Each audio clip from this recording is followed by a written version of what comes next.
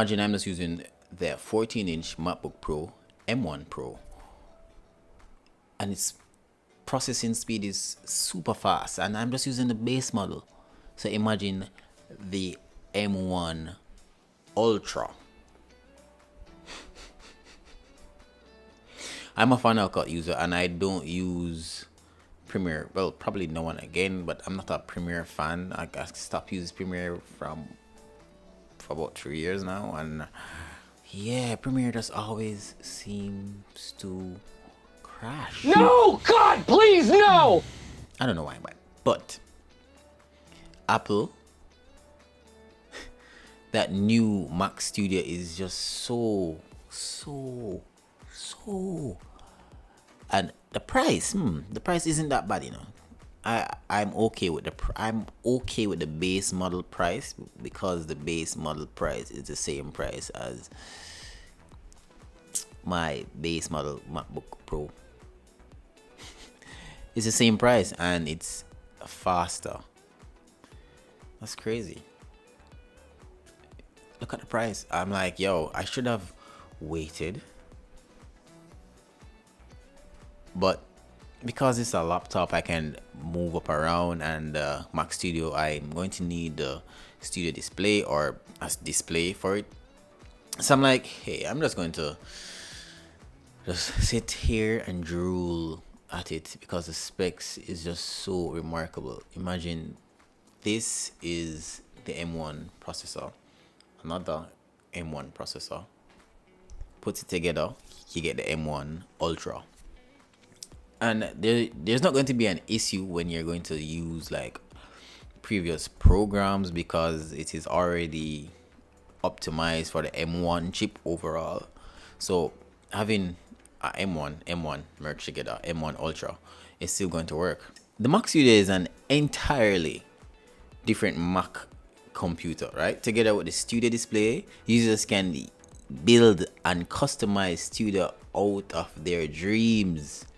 This new Mac Mini on steroids is amazing, and imagine having the base model.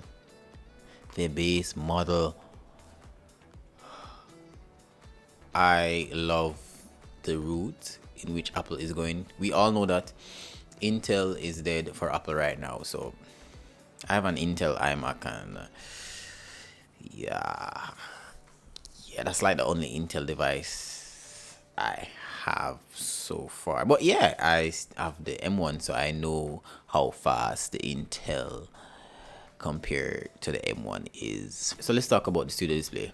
The new kid on the block, a 5K display, Retina, 27-inch, well, similar to my 27-inch 5K display iMac.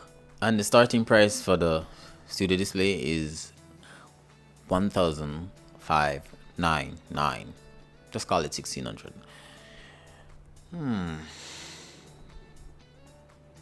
That price doesn't seem too bad. Also, tell me what you guys think about the new green iPhone 13 Pro. It has a vibe. It has a vibe. I'm not really the fan of upgrading to every new iPhone that comes out, because it's my iPhone 11 Pro still working for me. So yeah, I rather to spend my money on like camera gear, you know. Yeah, but yeah, I love the new color. But I might get one of those because I love the new color. Just because of the color, I might get one of those, but I'm not sure. But let me see what the future holds. Okay, so let's talk about pricing. If you're going to like buy one of these like fully maxed out, and you'll see how much it costs.